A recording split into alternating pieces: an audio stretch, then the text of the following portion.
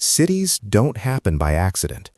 Every street, every neighborhood, every mile of infrastructure is the result of decisions made long before we ever lived there.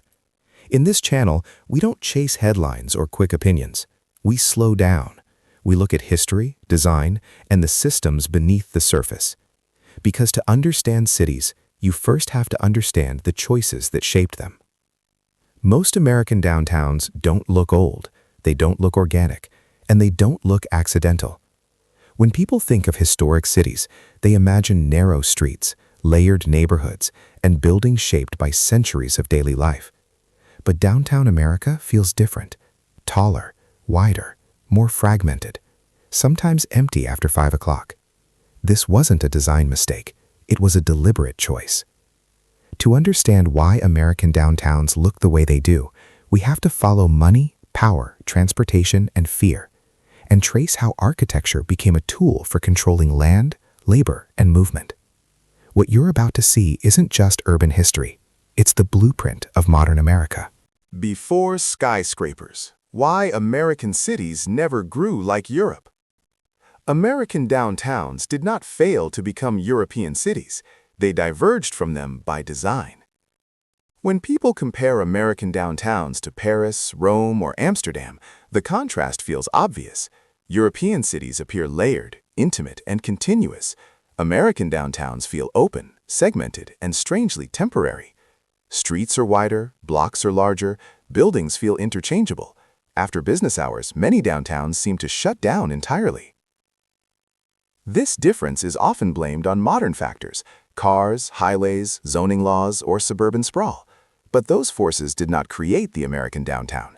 They merely accelerated tendencies that already existed. The real explanation lies much deeper, in the earliest decisions about land, power, and purpose that shaped American cities long before skyscrapers, elevators, or automobiles existed. To understand why downtown America looks the way it does today, we have to begin with what American cities never had and what they had in excess. 1. A country without urban pressure. European cities were born under pressure. For centuries, cities across Europe were constrained by physical, political, and military limits. Stone walls enclosed them, rival kingdoms surrounded them, land was scarce, contested, and expensive. Population growth had nowhere to go but inward. Density in Europe was not an aesthetic choice, it was an outcome of survival. Buildings stacked functions vertically because they had to. Homes sat above shops. Workshops shared courtyards with residences. Streets bent and narrowed around churches, markets, and fortifications.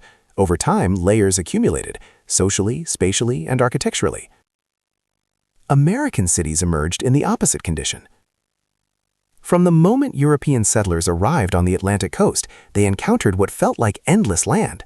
There were no ancient walls to respect, no neighboring empires pressing against the edges of town, no centuries-old property boundaries to constrain growth.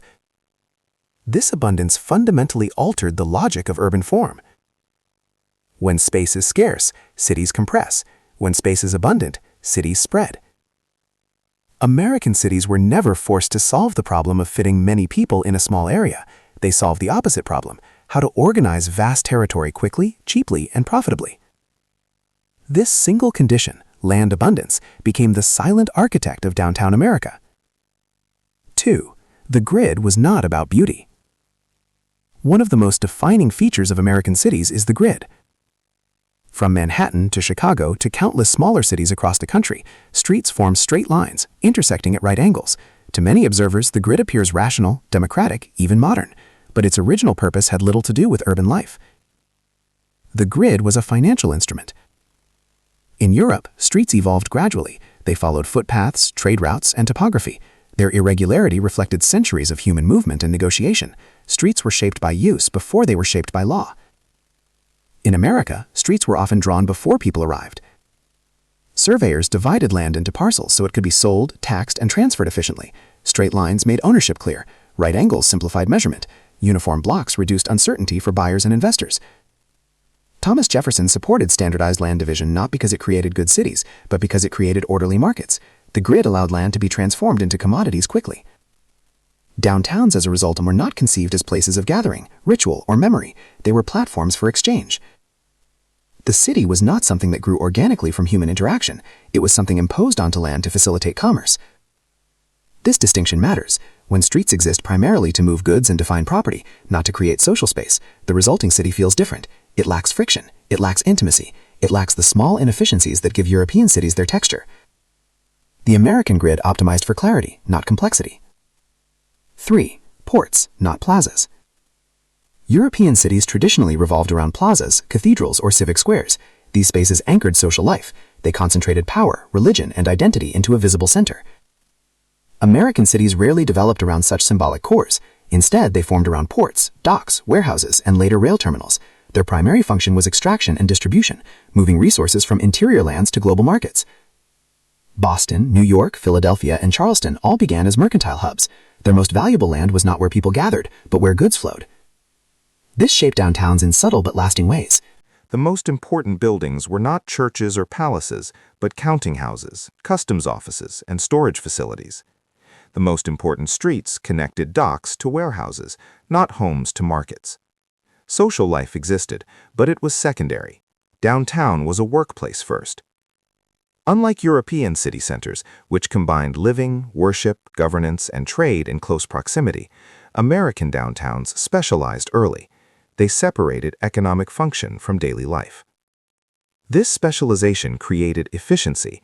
It also created fragility. When downtowns are designed primarily for work, they struggle when work patterns change. They lack the redundancy that mixed-use environments naturally provide.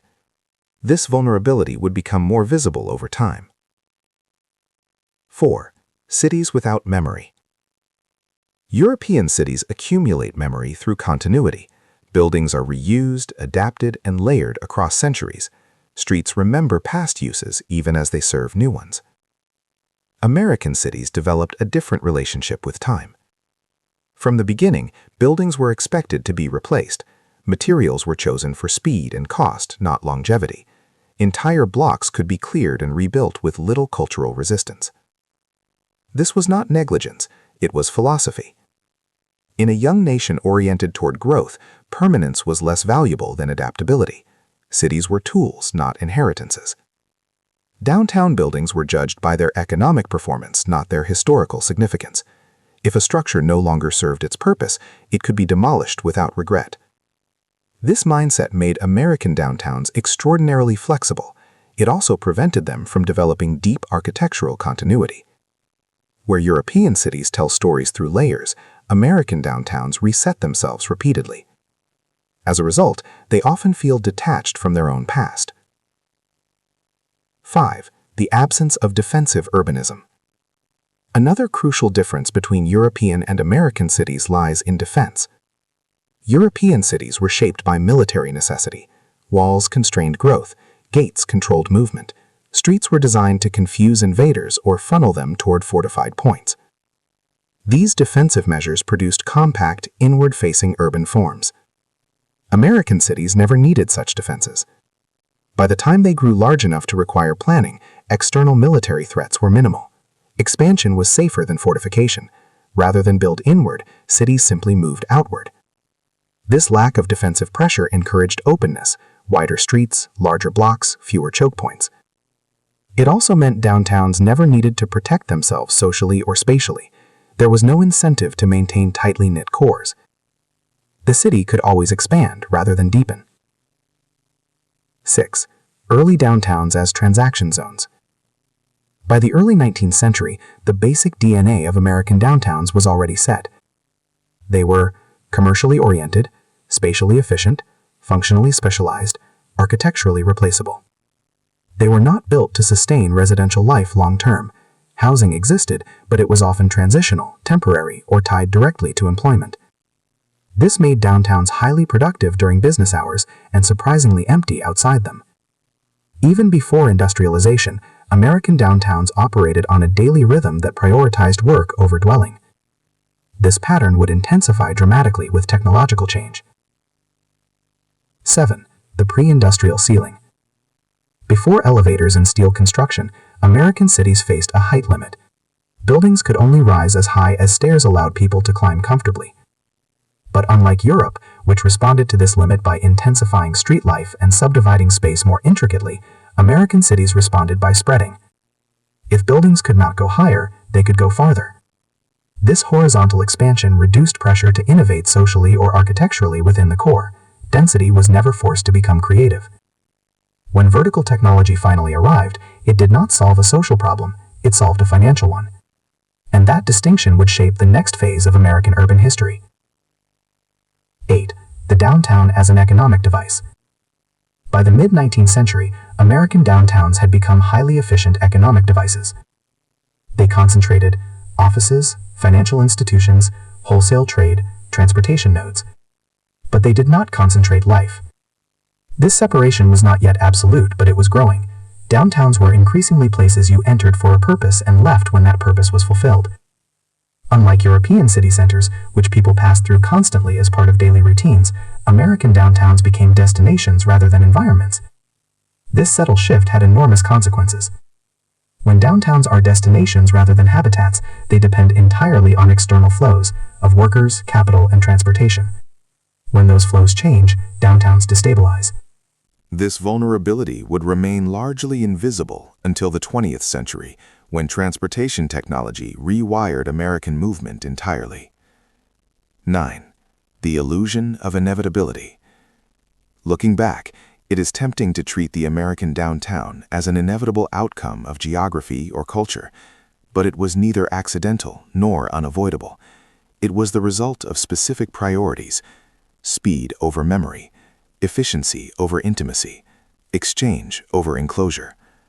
American cities did not evolve slowly under constraint. They were assembled quickly under opportunity. Downtowns reflected the values of a society focused on expansion, mobility, and economic growth. They were successful at what they were designed to do. Their problems emerged only when the conditions that created them began to change. 10. Setting the stage for vertical power. By the end of the 19th century, American downtowns were primed for transformation. They had concentrated land value, specialized economic function, replaceable architecture, minimal residential attachment. All they lacked was a way to stack power vertically. When technology provided that solution, the American downtown would not resist, it would accelerate. The skyscraper did not disrupt the American city. It revealed what the American city had always been. American downtowns look different because they were never designed to be complete cities. They were designed to be engines. Engines prioritize output, not experience. They perform brilliantly under the conditions they are built for, and struggle when those conditions change. Everything that follows in American urban history grows out of this original choice. To understand how American downtowns became vertical landscapes of glass and steel, we need to stop thinking about architecture as art and start thinking about it as power. Because when buildings began to rise, they were not chasing the sky, they were chasing control. The skyscraper wasn't about height, it was about power. When the first skyscrapers appeared in American downtowns, they were celebrated as triumphs of engineering: steel frames, elevators, new materials, new possibilities. But skyscrapers were never just technical achievements. They were instruments of power. To understand why American downtowns rise the way they do, why they cluster into vertical cores instead of spreading into layered neighborhoods, we need to move beyond architecture as form and examine architecture as strategy. Skyscrapers did not emerge because cities ran out of land. They emerged because land became too valuable to remain flat. 1. The moment land became more important than buildings. By the late 19th century, American cities were growing rapidly.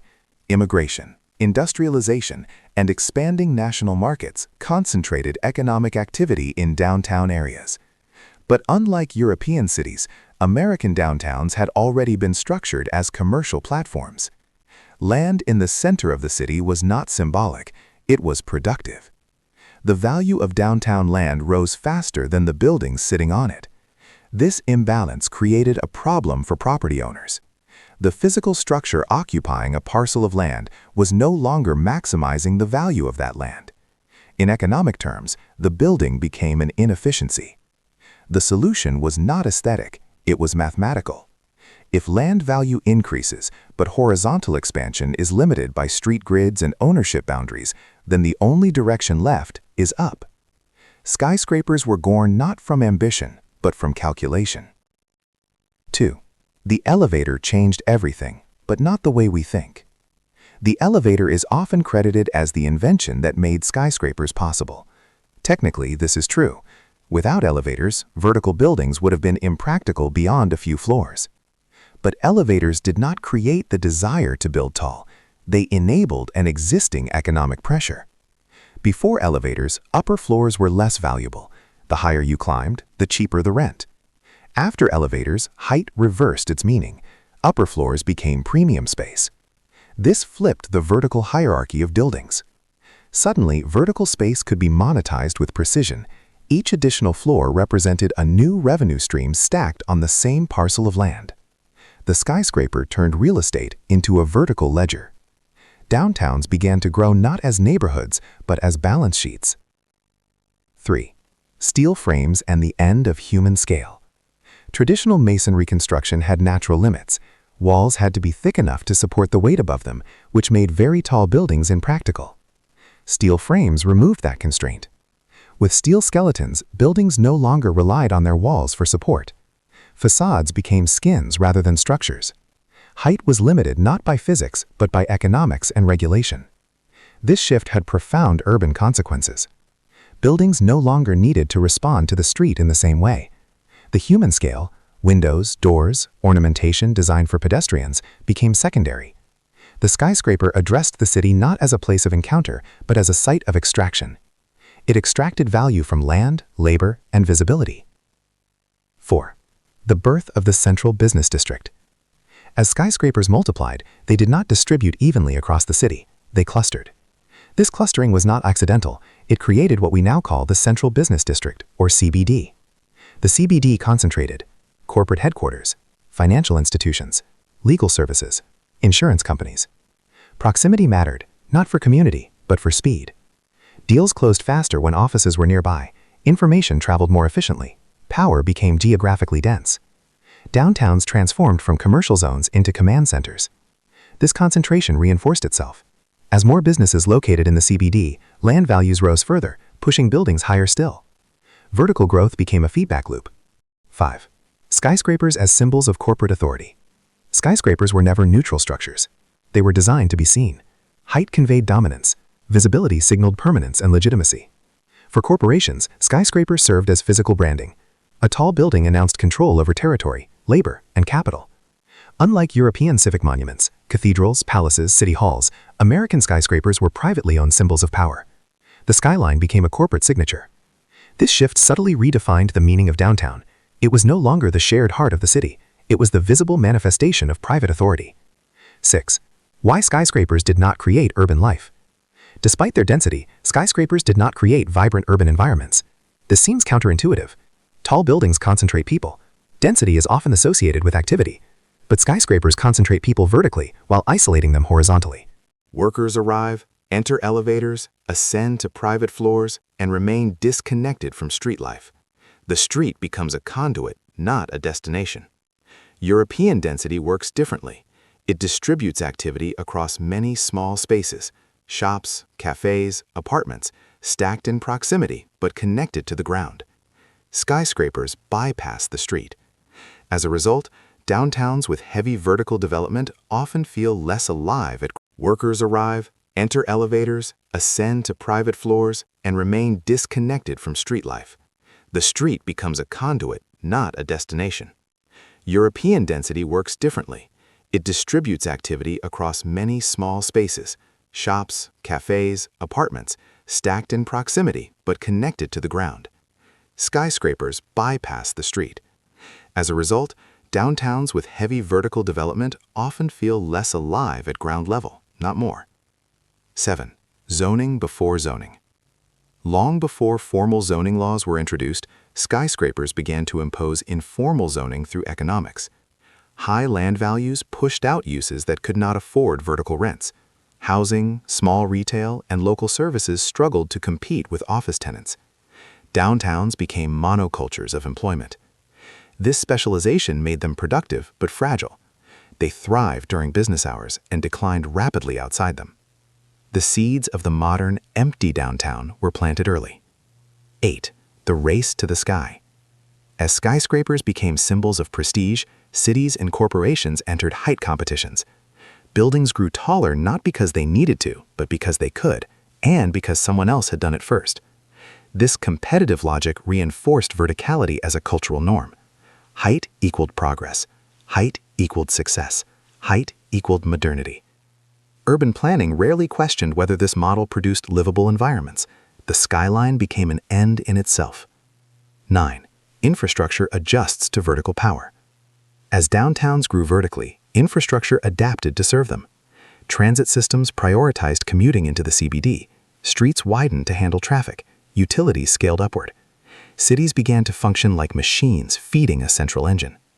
This reinforced the separation between downtown and surrounding neighborhoods. Downtown became a place you traveled to, not a place you inhabited. The skyscraper reorganized not just the skyline, but the entire metropolitan region. 10. The hidden cost of vertical concentration. Vertical concentration created efficiency, but it also created dependence. Downtowns became dependent on daily commuter flows, centralized employment, stable corporate structures. When any of these weakened, downtowns suffered. The skyscraper made downtowns powerful but brittle. This fragility would become painfully clear in the 20th century as transportation, policy, and social dynamics reshaped American life. 11. Why Europe didn't follow the same path. European cities adopted tall buildings selectively, but they rarely allowed skyscrapers to dominate historic course. This was not technological hesitation, it was cultural resistance. European cities protected mixed-use environments and human-scale streets. They limited vertical concentration to preserve social continuity. American cities, by contrast, had already accepted replaceability and specialization. The skyscraper fit perfectly into an urban system designed for exchange rather than experience. 12. Skyscrapers as a mirror of American values. Skyscrapers reflect a deeper American worldview. They prioritize growth over balance, efficiency over intimacy, visibility over integration. They reward scale, speed, and concentration. In this sense, skyscrapers are not anomalies, they are expressions. They reveal what American downtowns were always meant to be. Skyscrapers didn't ruin American downtowns, they completed them. They transformed downtowns into vertical centers of control, optimized for productivity and profit, but disconnected from everyday life.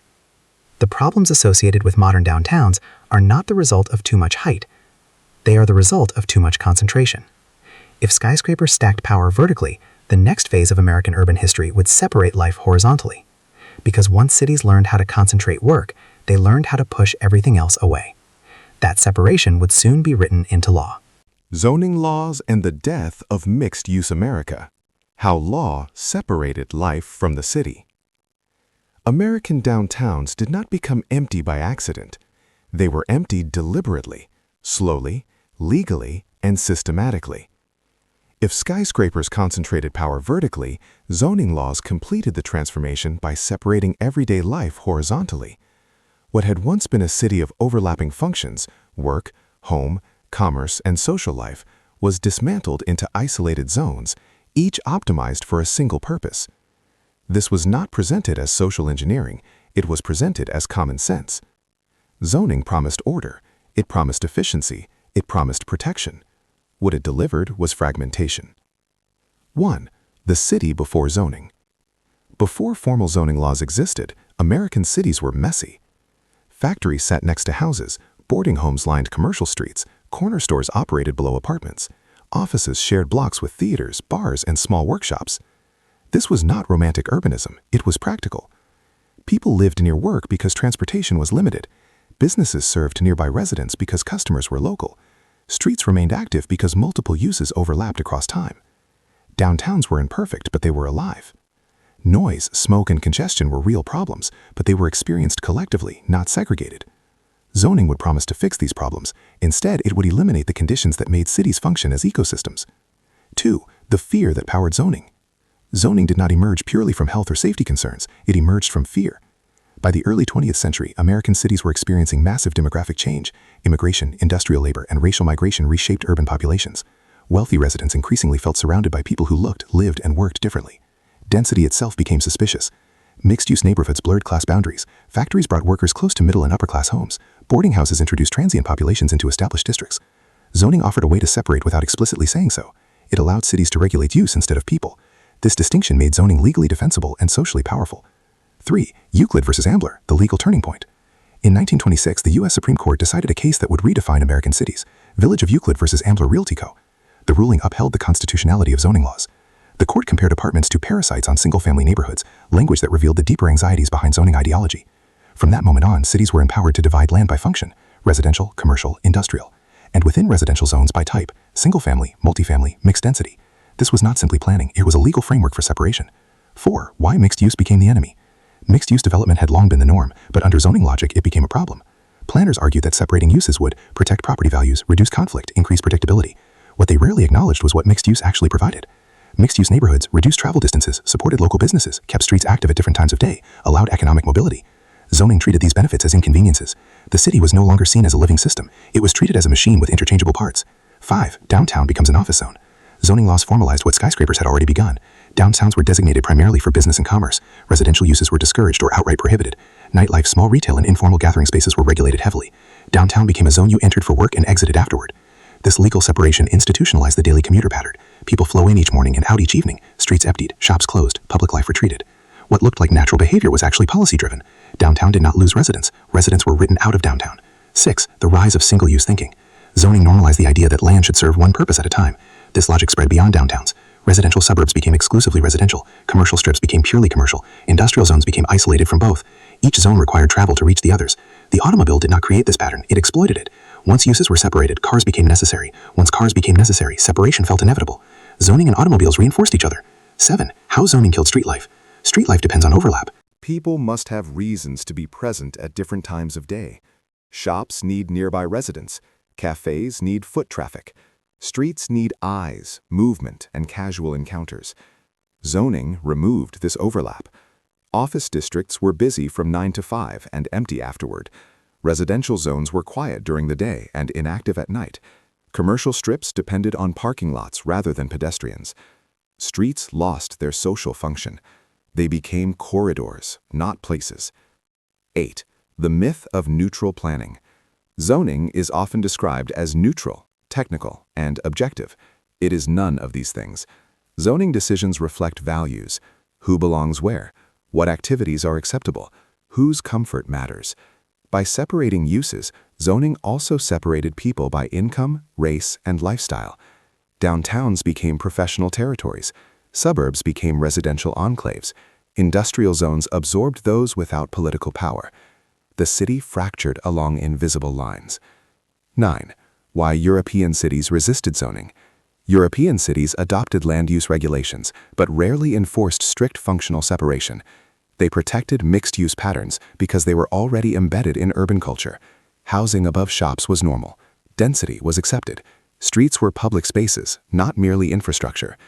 Zoning in Europe aimed to manage impact, not eliminate proximity. American zoning aimed to eliminate proximity altogether. This difference explains why European city centers remain lively, while American downtowns struggle to sustain life beyond work hours. 10. The economic consequences of separation. Zoning reshaped urban economics. Small businesses struggled when customers lived far away. Downtown retail declined as office workers left at night. Entertainment districts became isolated destinations rather than organic extensions of daily life. Real estate markets followed zoning lines. Land values skyrocketed in office districts, while residential areas sprawled outward. Infrastructure costs increased as cities stretched to connect separated zones. The city became more expensive to maintain and less efficient socially. 11. Zoning as a tool of exclusion. Over time, zoning became one of the most powerful tools for exclusion in American society. Single-family zoning restricted density and raised housing costs. Multifamily housing was pushed to specific areas. Affordable housing became politically toxic. Downtowns zoned for offices avoided residential responsibility. Suburbs avoided density. Industrial zones absorbed environmental burdens. Zoning did not just organize space, it distributed risk and privilege. 12. The feedback loop of decline. As downtowns lost residents, they lost political influence. As they lost influence, zoning reinforced their commercial identity. Attempts to reintroduce housing faced resistance. Parking requirements, height limits, use restrictions. Downtowns were tracked by their own legal frameworks. They were designed to succeed on one condition: centralized employment. When that condition weakened, zoning offered no flexibility. 13. The illusion of order. Zoning promised order, but produced rigidity. Cities lost their ability to adapt organically. Change required legal battles rather than gradual evolution. Neighborhoods froze in time or collapsed suddenly. The city became brittle. This brittleness would be exposed brutally in the decades that followed, when transportation, federal policy, and social change rewired American life at scale. Zoning did not destroy American cities overnight. It removed their ability to heal themselves. By separating life from work and people from proximity, zoning turned downtowns into specialized zones rather than resilient ecosystems. American downtowns did not empty because people stopped loving cities.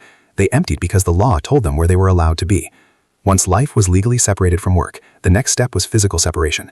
And nothing enforced that separation more aggressively than infrastructure. Because when highways entered the city, they didn't just move cars. They rewrote everything. Highways through the heart. Infrastructure as destruction. Highways were sold to America as progress. They promised speed, mobility, and freedom. They connected cities, accelerated commerce, and symbolized a modern nation on the move. But inside American cities, highways did something very different. They didn't simply pass through downtowns. They tore them apart. What followed was not collateral damage. It was the logical outcome of how American cities had already been designed, zoned, and valued. Highways did not destroy healthy urban cores. They exploited fragile ones. 1. The federal vision of movement. In the mid-20th century, the United States committed to the largest infrastructure project in its history, the interstate highway system. Officially, the goals were national defense and economic efficiency. Roads would allow troops to move quickly and goods to circulate freely. Suburbs would connect seamlessly to urban job centers. What this vision assumed, without question, was that cities existed to be traversed. Urban neighborhoods were not destinations to be protected, they were obstacles to be crossed. This assumption mattered. Because once movement becomes the primary value, place becomes expendable. 2. Why downtowns were the easiest targets. Highways could have gone around cities. Instead, they went through them. Downtowns were the most vulnerable because of choices made decades earlier. They had been zoned for commerce, not community. They had fewer residents with political leverage. Their buildings were seen as replaceable. Their land was already valued as infrastructure. In many cases, downtown neighborhoods lacked a clear legal identity as homes. They were workplaces, warehouses, or transitional zones. This made them easy to sacrifice. Highway planners rarely described their work as destruction. They used technical language, right-of-way acquisition, clearance, optimization. But what they cleared were neighborhoods. 3. Urban renewal, the language of erasure. Highway construction was often paired with urban renewal programs. The term sounded optimistic. Renewal implied improvement, but in practice it meant demolition. Entire districts were labeled blighted, a word vague enough to justify almost any intervention. Once designated, buildings could be condemned, residents displaced, and land seized. Highways then occupied the cleared space. This process followed a familiar pattern. Label a neighborhood inefficient or obsolete. Remove residents and small businesses. Insert large-scale infrastructure. Declare success. The social cost was treated as unavoidable or invisible. 4. Who paid the price? Highways did not cut randomly. They disproportionately targeted low-income neighborhoods, minority communities, immigrant districts. These areas lacked the political power to resist and were often already stigmatized. In city after city, highways traced paths of least resistance, straight through the social fabric. What was lost was not just housing, but networks. Local economies, cultural institutions, informal social support. Highways severed these connections permanently. 5. Physical barriers, psychological borders. Highways are more than roads. They are walls. Wide lanes, concrete barriers, noise, and speed create physical and psychological separation. Crossing a highway on foot is unpleasant at best, dangerous at worst. When highways sliced through cities, they created new borders. Neighborhoods on one side stopped interacting with the other. Property values diverged. Investment patterns shifted. Downtowns fractured into disconnected zones. The city stopped functioning as a continuous environment. 6. Downtown becomes a traffic racine. As highways fed into downtowns, streets were redesigned to handle volume. Lanes widened, intersections simplified, pedestrian space shrank. Downtown streets stopped serving people and started serving cars. Sidewalks narrowed, crossings lengthened, ground-level retail struggled as foot traffic declined. The street, once the fundamental unit of urban life, was reduced to infrastructure. This transformation did not make downtowns more vibrant, it made them more passable. 7. Parking as a land use priority. Highways delivered cars into downtowns. Those cars needed somewhere to go. Parking became a dominant land use. Surface lots replaced buildings, garages consumed entire blocks. Valuable downtown land stopped producing social or economic complexity. Parking did not support urban life, it displaced it. Downtowns became landscapes of empty space between destinations. This emptiness reinforced the perception that downtowns were unsafe or uninviting, further justifying car-oriented design. 8. The commuter city is born. Highways transformed downtowns into nodes within a regional commuting system. People no longer lived near work, they drove in and out. Downtowns lost their residential population, and with it, schools, grocery stores, everyday services. What remained were offices and infrastructure. After business hours, the system shut down. This was not a failure of culture. It was the predictable result of design. 9. Why Europe took a different path. European cities also modernized after World War II. They also needed infrastructure. But they rarely allowed highways to penetrate historic cores. Instead, they routed highways around cities, invested in transit, preserved dense mixed-use centers. This was not nostalgia, it was strategy. European planners understood that once urban continuity is broken, it is extremely difficult to restore. American planners accepted rupture as the cost of progress. 10. Infrastructure without accountability. Highway projects were often federally funded but locally implemented. This created a gap in accountability.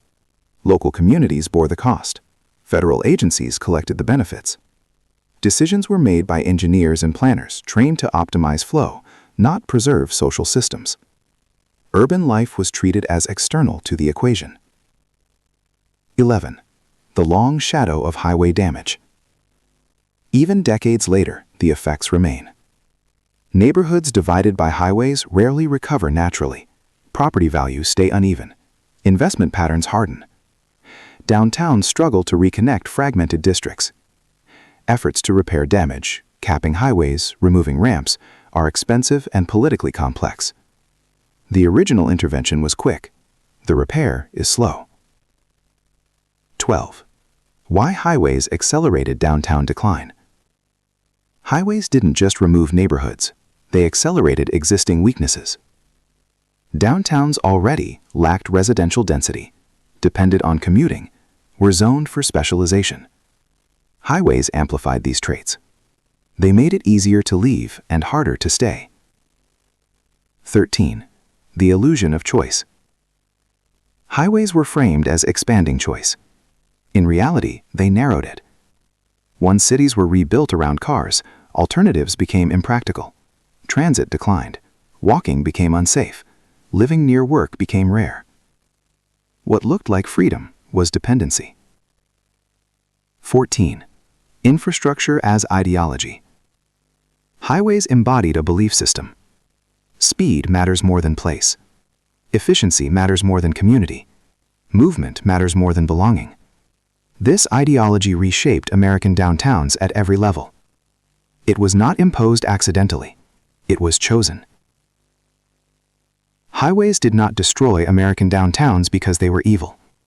They destroyed them because downtowns had already been reduced to infrastructure. Once cities were treated as systems to move through rather than places to live in, highways became inevitable. Downtowns were no longer protected by people. They were governed by flow. As highways made it easier to leave downtown, federal policy made it easier never to come back, because the true center of American urban life was about to shift, away from downtown and into the suburbs. Suburbia was the real American city, how the center of gravity moved away from downtown. American downtowns did not collapse on their own. They were replaced. While highways carved through urban cores, a parallel system was being built outside them, one that would quietly become the real center of American life. It did not look like a city. It did not call itself urban, but it absorbed everything cities once held. Suburbia was not a side effect of American growth. It was the main project. 1. The myth of suburban accident. Suburbia is often described as a spontaneous outcome of personal choice. Families wanted space, people preferred yards, cars made distance irrelevant. This narrative is incomplete. Suburbia was not merely chosen by individuals, it was constructed by policy. Federal housing programs, financial institutions, zoning laws, and infrastructure investment aligned to make suburban living not just desirable, but inevitable. Downtowns were not abandoned because people stopped valuing cities, they were abandoned because cities stopped being supported. 2. The GI Bill and the financing of distance. After World War II, the United States faced an enormous challenge, reintegrating millions of returning veterans into civilian life. The solution was housing. The GI Bill and related federal programs made homeownership affordable on a massive scale, but with a critical bias. Loans favored new construction over existing housing and single-family homes over multi-unit buildings. This mattered. Most new construction occurred on cheap land outside cities. Existing urban housing, often older, mixed-use, or multifamily, did not qualify easily. Suburban development was not just cheaper, it was financially preferred. Federal policy did not tell people to leave cities, it made staying economically irrational. 3. The standardization of the American home. Suburban homes were not just houses, they were financial products. Standardized designs reduced construction costs, uniform lots simplified appraisal, predictable neighborhoods minimized perceived risk for lenders. This system required homogeneity. Zoning enforced it, covenants protected it, lending practices rewarded it. Diversity, of building type, income, or use, was treated as risk. Downtowns, with their complexity and age, could not compete with this financial clarity. 4. White flight and the politics of separation. Suburbanization cannot be understood without addressing race. As American cities diversified through migration and demographic change, suburbs offered a way to separate without explicit segregation. Single-family zoning, minimum lot sizes, and lending discrimination ensured that suburban neighborhoods remained socially and economically exclusive. This separation was rarely described in racial terms. It was framed as protecting property values and neighborhood character. But the effect was unmistakable. Resources followed people, people followed opportunity, opportunity followed policy. Downtowns, increasingly associated with density and diversity, lost investment and political support. 5. Retail follows rooftops. As population shifted outward, commerce followed. Shopping malls replaced downtown retail streets, big box stores replaced local shops, parking lots replaced sidewalks. Retail no longer needed foot traffic, it needed access. Suburban centers became islands of consumption, disconnected from surrounding neighborhoods, but optimized for cars. Downtown retail, once sustained by proximity and density, collapsed under this new model. Cities lost not just shoppers but daily life. 6. The suburban job market. Suburban did not remain purely residential for long. Office parks, corporate campuses, and industrial parks followed housing outward. Jobs decentralized. This broke the final dependency on downtown. If work no longer required commuting to the center, downtowns lost their last gravitational pull. The metropolitan area became polycentric, multiple nodes connected by highways, none dominant. Downtowns were no longer necessary. 7. Infrastructure without urban return. Federal and state governments invested heavily in suburban infrastructure, highways, interchanges, utilities, schools. Urban infrastructure, by contrast, aged. Maintenance lacked. Services declined. Political will weakened. Cities became expensive to maintain and easy to neglect. Suburbs offered grump without responsibility. 8. The psychological appeal of suburbia. Suburbia was marketed not just as housing but as a lifestyle. It promised safety, privacy, predictability, control. Urban life was portrayed as chaotic, crowded, and risky. This narrative became self-reinforcing. As investment left cities, conditions worsened. As conditions worsened, departure felt justified. Downtowns became symbols of failure rather than opportunity. 9. Why Europe didn't fully suburbanize. European countries also experienced suburban growth, but rarely at American scale. They limited sprawl, invested in transit, preserved dense urban centers, supported urban housing. Most importantly, they never abandoned the city as a concept. Suburbs supplemented cities. They did not replace them. In America, suburbia became the default definition of success. 10. Downtown as a secondary space. By the late 20th century, Downtowns were no longer where most Americans lived, shopped, or socialized. They survived as office centers, tourist destinations, symbolic cores, but not as everyday environments. Downtowns became places you visited, not places you belonged. 11. The economic hollowing. As residents left, downtown tax bases weakened, services declined, maintenance suffered. Vacancy increased, perceptions hardened. Efforts to revive downtowns often focused on spectacle, stadiums, convention centers, cultural districts, rather than restoring daily life. These projects created activity without continuity. Downtowns became event spaces. 12. The suburban cost hidden in plain sight. Suburbia appeared affordable, but it externalized costs: longer commutes, infrastructure duplication, environmental impact, social isolation. Cities paid for sprawl they no longer benefited from. Downtown decline was not a failure of cities, it was the success of suburbia. 13. The new American center. By the end of the 20th century, the American city had changed shape. It was no longer radial with a strong center. It was dispersed. The true center of American life was no longer downtown, it was the highway network connecting suburbs. Downtowns became optional. Suburbia did not kill American downtowns, it replaced them. Federal policy, financial systems, and cultural narratives combined to move the center of American life outward, away from density, complexity, and shared space.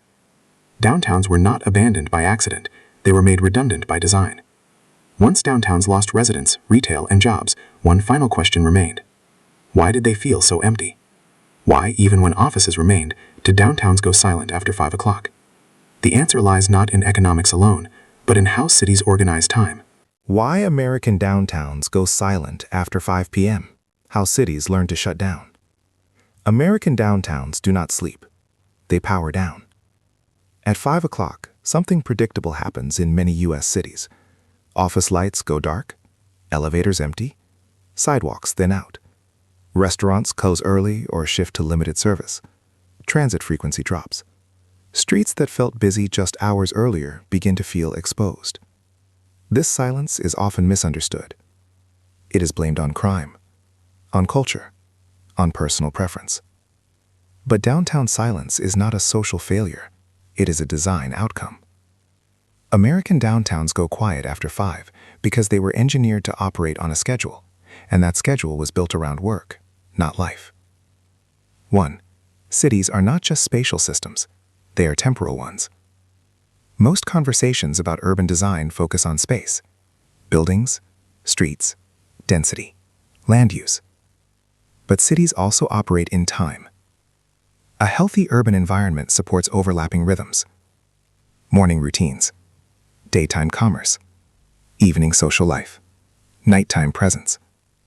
European city centers maintain activity not because they are denser, but because their functions overlap across hours. Housing, retail, leisure, and services remain interwoven. American downtowns lost this overlap. What remains is a single dominant rhythm: the workday. When that rhythm ends, the city has nothing to replace it. 2. The office monoculture problem.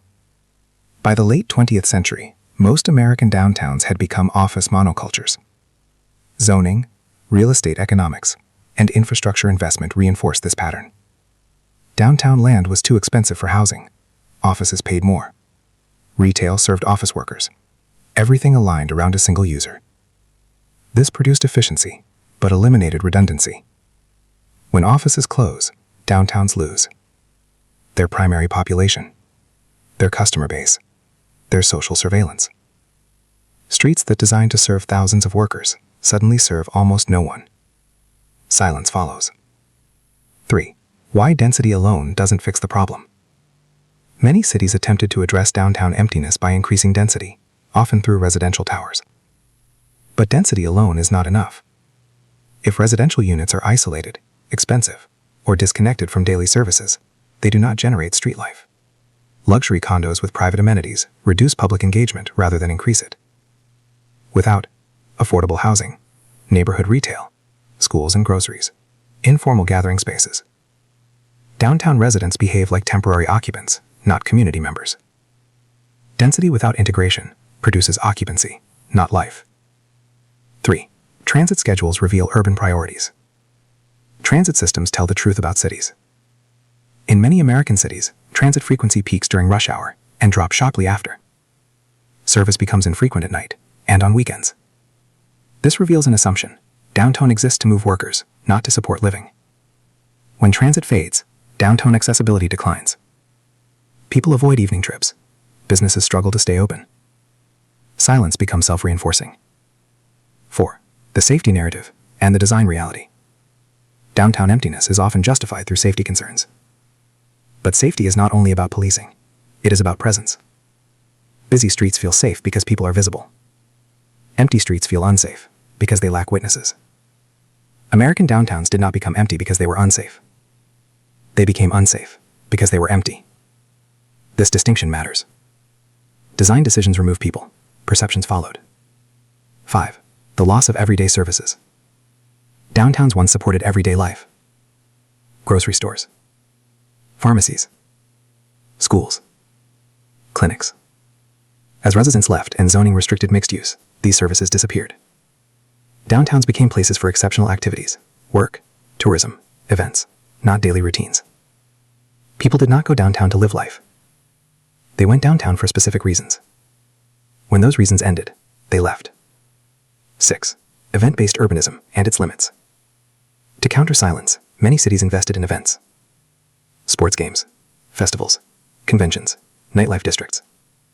These generate bursts of activity, but not continuity. Event-based urbanism creates peaks without baselines. Downtowns feel alive during events and empty the rest of the time. Businesses struggle with irregular demand. Streets oscillate between crowded and deserted. This volatility discourages long-term investment in everyday life.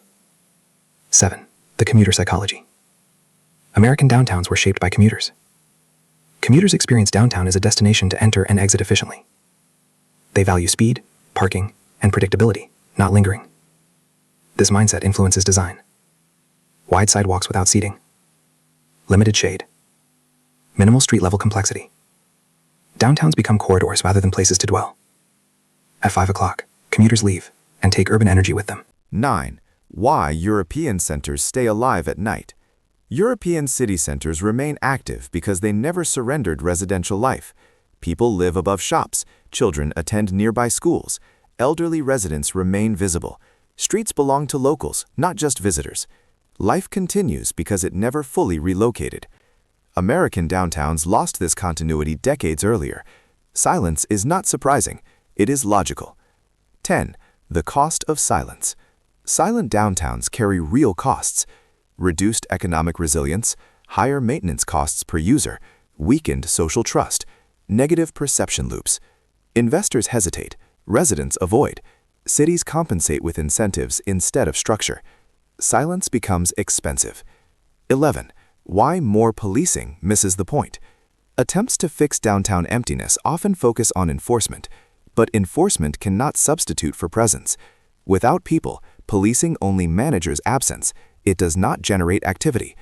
Urban life cannot be commanded into existence. It must be supported structurally. 12. Time as an urban resource. Cities that revive downtown life treat time as a resource. They encourage evening retail, support night transit, allow flexible zoning, promote housing at multiple income levels. They design for overlapping schedules, not single-use efficiency. This approach restores rhythm. 13. Downtown silence is not cultural, it is architectural. American culture did not reject downtowns at night. Downtowns stopped offering reasons to stay. When cities design environments that only function during work hours, people respond rationally. Silence is compliance. 14. The illusion of choice revisited. People are often blamed for choosing suburbs or avoiding downtowns. But choices are shaped by systems. When downtowns lack groceries, childcare, transit, safety through presence, avoidance is not preference, it is adaptation. American downtowns go silent after 5 because they were designed to operate like offices, not neighborhoods. They were optimized for productivity in time-limited cycles, not for continuous human presence. Silence is not a mystery. It is the sound of a system doing exactly what it was built to do. When cities realized downtowns were empty, they tried to fix the problem quickly. They built big projects. They promised revitalization. But what they revived was not life, it was spectacle. And that decision would create a new set of problems. The false promise of revitalization. Why downtown comebacks keep missing the point. When American cities realized their downtowns were empty, they did not ask why. They asked how fast they could fix it. What followed was not urban healing, it was urban marketing. Downtown revitalization became a promise repeated across the country by mayors, developers, consultants, and planning departments. The language was optimistic, the renderings were beautiful, the funding was substantial. And yet, decades later, many downtowns remain fragile, uneven, and hollow. The problem was not lack of effort, it was misunderstanding the disease. 1. Revitalization as a reaction, not a vision. Downtown revitalization did not emerge from a long-term rethinking of urban life, it emerged as a reaction to decline. As offices emptied, retail collapsed, and tax bases weakened, cities felt pressure to do something. Quick wins became attractive. Visible projects promised political credit and media attention. Revitalization strategies prioritized speed, visibility, symbolism, not continuity. The goal was not to rebuild everyday life, it was to signal momentum. 2. Stadiums as urban anchors. Few revitalization tools were embraced as enthusiastically as sports stadiums. Stadiums promised national attention, seasonal crowds, private investment leverage. Cities believed that if enough people came downtown for games, life would return. But stadiums operate on a schedule. They create activity in bursts, not layers. On game days, streets are crowded. On non-game days, they are empty. Stadium districts rarely support grocery stores, schools, local services. They attract visitors, not residents. The stadium does not anchor urban life. It punctuates absence. 3. Convention centers and the illusion of economic flow. Convention centers followed a similar logic. They were designed to bring outsiders downtown, business travelers, trade shows, tourists. Hotels clustered around them, restaurants adjusted menus and prices accordingly. But conventions are temporary. They do not build social infrastructure. They do not create neighborhood attachment. They do not generate stable street life. Downtowns optimized for conventions feel oversized and underused between events. They function like airports, designed for throughput, not belonging. 4. The luxury condo strategy. As cities recognize the need for residential presence, they often turn to luxury housing. High-end condos promised increased tax revenue, affluent residents, private amenities. But luxury residential towers rarely integrate into street life. Residents often enter through private lobbies, park in garages, shop elsewhere. The building becomes vertical suburbia. Housing is added without community. Downtowns gain occupants, but not neighbors. 5. Gentrification without grounding. Revitalization often accelerated gentrification without stabilizing urban life. Property values rose, rents increased, long-time residents and small businesses were displaced. But what replaced them was often fragile: chain retail, speculative development, short-term investment. Downtowns became expensive but still empty. Gentrification did not restore resilience, it redistributed access. 6. Tourism-centered planning. Many cities reimagined downtowns as destinations rather than habitats. They invested in waterfront promenades, cultural districts, entertainment zones. These photograph well, they attract visitors. But tourism does not substitute for daily life. Tourists arrive with different rhythms. They consume experiences, not neighborhoods. Their presence is episodic. A city cannot live on weekends alone. 7. Why revitalization focuses on scale. Large projects dominate revitalization because they are easier to finance and market. Small, incremental changes, mixed-use buildings, local retail, affordable housing, are slower, messier, and less visible. But cities are not transformed by megaprojects. They are sustained by accumulation. Revitalization skipped accumulation and jumped to spectacle. 8. The consultant city. Downtown revitalization became an industry.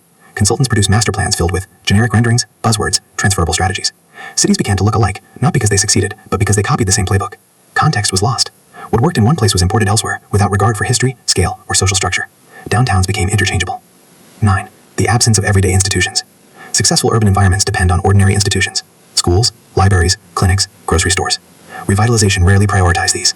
They were seen as unexciting or politically difficult. Instead, cities chased attractions. Downtowns gained destinations but lost foundations. Life cannot organize itself around attractions only. 10. The temporal mismatch continues. Revitalization projects often failed to address time. They added activities without overlapping schedules. Offices still closed at 5. Transit still declined at night. Retail still depended on events. Downtowns became lively occasionally, but not continuously. Silence persisted between peaks. 11. Why European revival looked different.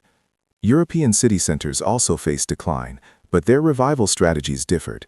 They protected residential density, limited speculative displacement, prioritized everyday services, integrated transit. They rebuilt life before branding. American cities branded first and hoped life would follow. 12. The cost of getting it wrong. Failed revitalization is expensive. Cities commit public funds to projects that do not produce long-term returns. Maintenance costs rise. Public trust erodes. Residents grow skeptical. Developers hesitate. Downtowns cycle through reinvention without recovery. 13. Revitalization as a mirror. Revitalization reveals what cities believe downtowns are for. When cities invest in spectacle, they reveal that downtowns are seen as stages. When they invest in housing, services, and streets, they reveal belief in everyday life. Most American revitalization chose the stage. 14. Why revitalization keeps repeating. Despite limited success, revitalization strategies persist. Why? Because they produce visible change, align with political timelines, attract private capital. But visibility is not vitality. Downtowns do not need reinvention, they need reoccupation. Downtown revitalization failed not because cities tried too hard, but because they tried to fix emptiness without restoring life. They treated downtowns as destinations to be marketed, rather than environments to be inhabited. You cannot revive a city by decorating absence. And yet, not every American city followed this path. Some downtowns resisted total collapse, others found partial recovery. Their success was not accidental. It came from breaking the rules that emptied downtowns in the first place. Cities that broke the pattern. Why some American downtowns refused to die. Not every American downtown went silent. Some weakened. Some shrank. Some bent under pressure. But a small number did something different. They did not fully escape decline, but they resisted collapse. They maintained life when others lost it. They stayed imperfect, uneven, and sometimes uncomfortable. But they remained inhabited. Their survival was not accidental.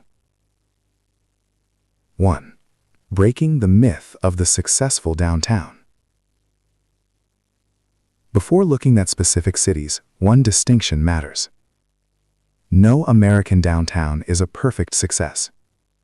Every example is partial, conditional, context-specific. The cities often praised for getting it right still struggle with affordability, inequality, congestion, and displacement. But compared to the national pattern of silence, these cities maintained something rare: continuous urban presence. Their downtowns did not become single-purpose districts. They retained overlapping lives. 2. New York City. Density as inescapable reality. New York never had the option to fully abandon its core. By the time suburbanization peaked, Manhattan was already too dense, too expensive, and too functionally complex to empty completely. Several factors mattered. Massive pre-war residential stock. Extensive subway coverage operating beyond rush hour. Mixed-use zoning long before it was fashionable. Immigrant neighborhoods embedded in the urban core. When offices closed, people did not leave. They went home, often upstairs. New York's downtowns never belonged solely to commuters. They belonged to residents who had nowhere else to go. 3. Imperfect as strength. New York's survival was not about elegance. It was about friction. Crowded sidewalks, aging buildings, mixed income levels, informal economies. These conditions discouraged total privatization. They prevented monoculture. Life persisted not because the city was optimized, but because it was resistant to simplification. 3. Chicago. The power of a residential spine. Chicago followed a different path. Its downtown, especially the Loop, did empty dramatically after hours for decades. But Chicago invested early in residential conversion, particularly along the river and adjacent neighborhoods. Key factors included adaptive reuse of office buildings, strong transit connectivity from neighborhoods, cultural institutions integrated into the core, large-scale but not isolated housing development. Chicago's recovery was uneven but real. The Loop itself remains quiet at night, but surrounding areas carry life inward. Downtown became a network, not a point. 5. The river as an urban connector. Chicago's Riverwalk played a subtle but important role.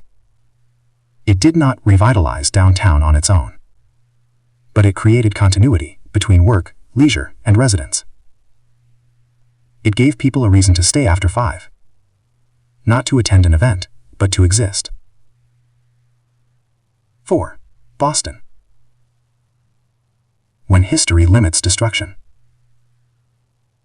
Boston never fully submitted to the logic of modernist clearance. Its irregular streets, protected districts, and historical resistance slowed redevelopment. This created inefficiencies, but also preserved scale. Boston's downtowns remained walkable, residentially adjacent, institutionally dense. Universities, hospitals, and research centers provided non-office activity across time. Life did not rely on one industry. 5. Institutional density as urban insurance. Boston's survival reveals a key principle. Cities anchored by institutions, education, healthcare, research, maintain more stable rhythms. Institutions operate across hours and seasons, they attract diverse populations, they support auxiliary services. They anchor everyday life more reliably than events. 5. Portland. Planning against the current. Portland's downtown never reached the scale of major East Coast cities, but it resisted suburban hollowing through policy.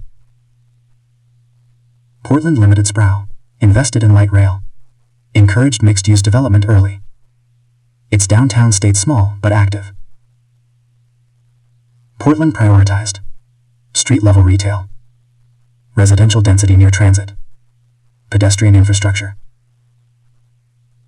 It did not chase megaprojects aggressively. It accepted modest life over dramatic transformation. 6. Why Portland's model is fragile. Portland's success came with vulnerability. Smaller scale means smaller margins. Economic shocks, social unrest, and policy shifts impacted downtown quickly. This highlights an important truth. Breaking the pattern does not mean immunity. It means resilience until pressure overwhelms it. 7. San Francisco. When success creates its own failure. San Francisco maintained a lively downtown longer than most, but for a different reason. Its economy concentrated high-value jobs in the urban core. Tech, finance, and innovation kept offices full. But the success drove costs beyond sustainability. Housing shortages, extreme prices, and displacement weakened everyday life. When remote work arrived, downtown collapsed faster than expected. San Francisco proves that economic density without social density is unstable. 11. What these cities share. Despite differences, cities that resisted downtown collapse share common traits: residential presence in or near the core, transit operating beyond peak hours, mixed-use buildings at human scale, institutional anchors, imperfect, layered development. None relied solely on spectacle. None believed density alone was enough. 12. What they avoided. Equally important is what these cities avoided: total office monoculture, isolated megaproject districts, complete displacement of residents, event-only activity models. They made mistakes, but they did not fully surrender everyday life. 13. Why these models are hard to replicate. Cities often try to copy successful downtowns, but these outcomes are not transferable. They are the result of history, geography, timing, political constraints. You cannot replicate New York's density. You cannot recreate Boston's institutions overnight. Attempted imitation often produces surface resemblance without substance. 14. The role of constraint. Interestingly, constraints often saved these cities. historic preservation laws, geographic limits, political resistance, community opposition. Constraints slowed redevelopment and preserved complexity. In cities where everything could be rebuilt, too much was lost. 15. The myth of the master plan. No city in this group succeeded because of a single master plan. They survived through accumulation, small decisions, incremental reuse, tolerance for messiness. Life returned because it was allowed to, not because it was scripted. 16. Downtowns as systems, not products. These cities treat downtowns as systems, evolving, contested, unfinished. Not as products to be launched. Systems can adapt, products expire. American downtowns that survived understood this distinction, often unintentionally. 17. Why partial success matters. Partial success is often dismissed, but partial success maintains memory. It keeps streets known, stores familiar, routes habitual. This continuity makes recovery possible. Total collapse erases reference points. 18. The quiet lesson. Cities that broke the pattern did not shout about it. They did not promise revival. They focused on allowing life to continue, imperfectly. And that restraint mattered. American downtowns that resisted collapse did so by preserving everyday life, not by reinventing it. They accepted imperfection, complexity, and overlap. They stayed alive because they were never fully optimized. If some cities survived by resisting simplification, others chose a different path. They stopped trying to revive downtowns entirely. Instead, they built something else, a new American center. The rise of the suburban core. How America quietly replaced downtowns. When American downtowns emptied, the country did not stop building cities. It simply built them somewhere else. While planners debated revitalization and mayors promised comebacks, a new kind of urban center was already forming, far from historic cores, beyond rail lines, and outside traditional city limits. This shift was not announced. It was not branded as urban transformation. It happened quietly. And by the time it was noticed, it had already reshaped American life. 1. The false assumption of decline. For decades, urban decline was framed as a temporary condition. Downtowns were expected to recover. Suburbs were seen as residential satellites, dependent on the city for work, culture, and identity. That assumption was wrong. Suburbs did not wait for downtowns to return. They evolved. They absorbed functions once exclusive to city centers and reorganized them around cars, land availability, and private investment. The result was not sprawl alone. It was replacement. 2. Edge cities, a new urban form. By the late 20th century, researchers identified a new phenomenon, the edge city. The rise of the suburban core. How America quietly replaced downtowns. When American downtowns emptied, the country did not stop building cities. It simply built them somewhere else. While planners debated revitalization and mayors promised comebacks, a new kind of urban center was already forming, far from historic cores, beyond rail lines, and outside traditional city limits. This shift was not announced. It was not branded as urban transformation. It happened quietly. And by the time it was noticed, it had already reshaped American life. 1. The false assumption of decline. For decades, urban decline was framed as a temporary condition. Downtowns were expected to recover. Suburbs were seen as residential satellites, dependent on the city for work, culture, and identity. That assumption was wrong. Suburbs did not wait for downtowns to return. They evolved. They absorbed functions once exclusive to city centers and reorganized them around cars, land availability, and private investment. The result was not sprawl alone. It was replacement. 2. Edge cities, a new urban form. By the late 20th century, researchers identified a new phenomenon, the edge city. Edge cities were not towns. They were not suburbs in the traditional sense. They were concentrations of office space, retail, entertainment, hotels, built at highway intersections rather than historic crossroads. These places had more jobs than residents, more parking than sidewalks, more square footage than memory. They functioned like downtowns, but without history. 3. Why corporations led the shift. Corporations were the first to leave downtowns and the first to settle edge cities. They were drawn by cheaper land, flexible zoning, abundant parking, proximity to suburban labor. Office parks offered control. They eliminated unpredictability of transit, of neighbors, of urban politics. Work could continue without the city. 4. The mall as civic space. As downtown retail declined, shopping malls filled the gap. But malls were not commercial replacements. They became social gathering spaces, climate-controlled public realms, teenage hangouts, weekend destinations. In many regions, the mall became the closest thing to a town square. This was not accidental. Malls provided what downtowns no longer offered: convenience, safety through surveillance, easy access. They were private, but felt public enough. 5. The logic of convenience. Downtowns require effort. They demand navigation, walking, tolerance for unpredictability. Suburban cores optimized against effort. Everything was designed to reduce friction: parking at the door, predictable layouts, standardized experiences. Convenience became the organizing principle, not beauty, not memory, not density. 6. Lifestyle centers and the simulation of urbanity. By the early 2000s, malls began to decline. In their place came lifestyle centers, outdoor, walkable, urban-inspired developments. They featured faux main streets, curated retail, out-controlled aesthetics, centralized ownership. These were not cities. They were urban simulations. They offered the appearance of street life without the risks of actual urban complexity. 7. Why these places succeeded.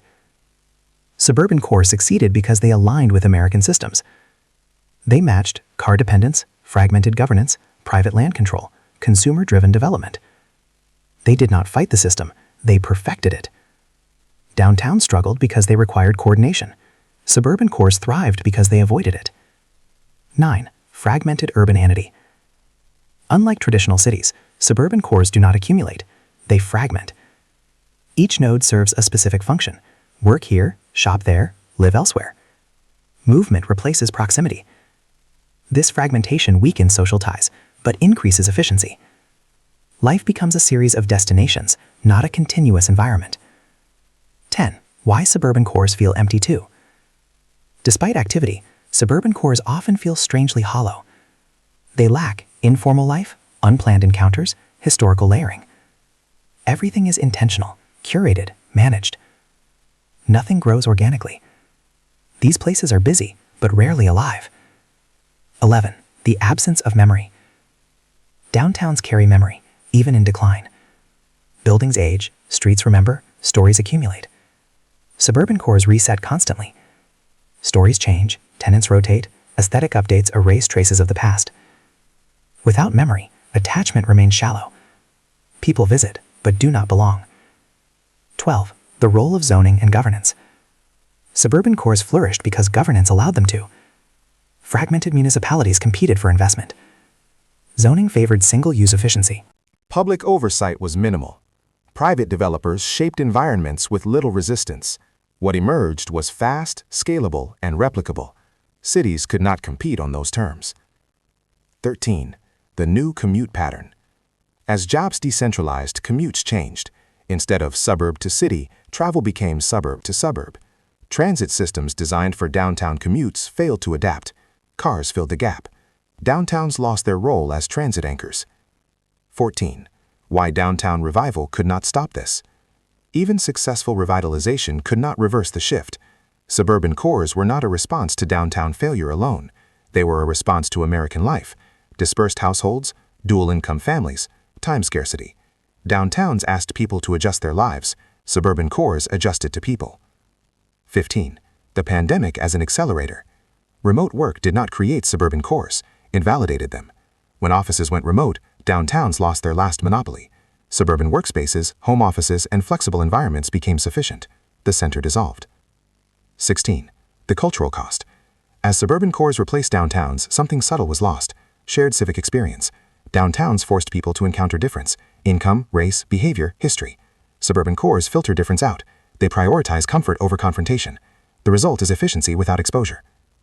17. The myth of choice revisited again. Americans are often said to prefer suburban life, but preference emerges from availability. When downtowns lose schools, housing, and services, and suburban cores gain them, choice is narrow. People follow systems. 18. The new normal. Today, many Americans live in regions without a true center. They navigate networks, not cities. Identity becomes regional, not urban. Downtowns exist, but no longer define daily life. This is not a temporary phase. It is a structural shift. America did not abandon downtowns and fail to replace them.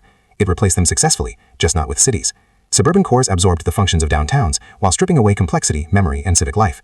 What emerged was efficient, profitable, and deeply incomplete. And yet, even now, the story is not finished. Downtowns still exist. People still argue about their future. The question is no longer whether downtowns can return to what they were. The question is whether America still needs them at all. Do American downtowns still matter? The future of the center in a decentered nation. For more than a century, the American downtown was assumed to be inevitable. It was where power gathered, where money circulated, where culture announced itself. Downtowns were not just places, they were symbols. But today, that assumption no longer holds. Across the United States, downtowns still exist, but their meaning is contested, their function is unstable, their future is uncertain. The question is no longer how to save downtowns. The question is whether America still needs them, and if so, for what? 1. The end of inevitability. For most of American history, downtowns were unavoidable. They concentrated jobs, transit, institutions, public life. To participate in society, you passed through the center. That condition is gone. Technology, mobility, and decentralization removed the necessity of a single core. Work dispersed, retail followed, culture fragmented. Downtown stopped being mandatory. And when a place is no longer inevitable, it must justify itself. 2. Downtowns as economic engines, a weakened case. Downtowns once justified their existence economically. They maximized proximity, reduced travel, increased productivity. But in a digital economy, proximity matters differently. Knowledge work can disperse. Collaboration no longer requires constant physical presence. Offices no longer need to cluster as tightly. Downtowns still matter economically, but no longer monopolize value creation. They compete with suburban office clusters, home offices, distributed networks. The economic argument alone is no longer sufficient. 3. Downtowns as cultural stages. If downtowns no longer dominate production, they increasingly host performance. They become entertainment districts, cultural corridors, symbolic backdrops. This shift is visible in how downtowns are marketed: skylines, festivals, museums, waterfronts. Culture replaces work as justification. But culture without daily life is fragile. A stage without a cast goes dark. 4. The civic function, still irreplaceable. Despite economic decline, downtowns retain one unique role. They are still the most legitimate civic space. Courts, city halls, libraries, public squares, these institutions still cluster downtown. Protests still gather there. Ceremonies still occur there. Downtowns remain where collective identity is enacted. Suburban cores cannot replicate this function. They are efficient, but not symbolic. 5. Why civic space needs density. Civic life requires friction. It requires strangers encountering one another. Difference becoming visible. Disagreement playing out in public. Downtowns support this because they concentrate diversity. Even weakened downtowns host multiple income levels, varied institutions, conflicting uses. This density of difference is uncomfortable, but necessary. A society without shared civic space becomes fragmented. 6. The risk of letting downtowns fade. If downtowns are allowed to hollow out entirely, the consequences extend beyond real estate. What disappears is shared reference, visible governance, collective memory. Regions lose a common stage. Politics becomes abstract, power feels distant. Identity dissolves into networks rather than places. Downtowns anchor meaning, even when they struggle. 7. The temptation to let go. Some argue that downtowns should simply be abandoned. Why fight structural change? Why invest in places people no longer use? This argument is efficient but incomplete. It assumes cities are products. But cities are also institutions. We do not abandon institutions simply because they become inefficient. We reform them because they serve deeper purposes. 8. Downtowns as social infrastructure. Downtowns are not just economic infrastructure. They are social infrastructure. They support informal encounters, political visibility, shared rituals. These functions are hard to quantify, but easy to lose. Once lost, they are difficult to rebuild. 9. The mistake of nostalgia. Saving downtowns does not mean restoring the past. The industrial downtown is gone. The office monoculture is broken. Attempts to revive downtowns by recreating what they were will fail. The future requires redefinition, not restoration. 10. What a future downtown is not. A future downtown is not a pure office district, a tourist-only zone, a luxury enclave, an event calendar. These models repeat past mistakes. They optimize for visibility, not continuity. 11. What a future downtown could be. A viable downtown must support everyday life. That means housing across income levels, schools and childcare, healthcare access, groceries and services, transit beyond rush hour. Downtowns must become neighborhoods again, not in form, but in function. 12. Accepting smaller, slower downtowns. Not every downtown will recover fully. Some will shrink. This is not failure. A smaller downtown that supports real life is stronger than a large one that performs occasionally. Scale must follow use, not ambition. 13. The role of policy. Less spectacle, more support. Policy must shift away from megaprojects. Instead, cities should legalize mixed-use flexibility, support adaptive reuse, invest in social services, protect long-term residents. Downtown recovery is incremental. There are no shortcuts. 14. The importance of permanence. Downtowns need permanence. Short-term activations create buzz, but not attachment. People invest in places they believe will endure. Stability attracts life more reliably than novelty. 15. Downtowns as laboratories. Downtowns can still lead, but differently. They can become laboratories for housing innovation, transit reform, climate adaptation, public space design. Their visibility makes them powerful testing grounds. Success downtown can still influence the region. 16. Why downtowns matter even if you don't live there. Many Americans rarely visit downtowns, but downtowns still shape regional identity, political legitimacy, cultural memory. Even in absence, they matter. A country without centers struggles to see itself. 17. The deeper question. The debate about downtowns is not really about buildings. It is about how Americans want to live together. Do we accept a fully distributed society with no shared spaces, no common stages, no unavoidable encounters? Or do we preserve places where collective life is visible, even if imperfect? Downtowns embody that choice. 18. The quiet truth.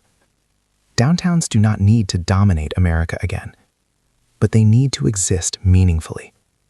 They need to be lived in, not just visited, used, not just admired, argued over, not ignored. Their value lies not in efficiency, but in presence. American downtowns still matter, not because they are economically inevitable, but because they remain socially irreplaceable. They are the last places where the idea of a shared city can still be seen. American downtowns are not dying. They are being asked a new question. Do they exist to generate profit or to hold society together? Some cities will choose efficiency and let their centers fade into memory. Others will accept friction, imperfection, and slower returns in exchange for shared life. There is no single right answer, but every choice has consequences. So here is the real question worth debating. If downtowns are no longer where we work, and no longer where we shop, what should they be for? And what happens to a country that no longer gathers anywhere at all?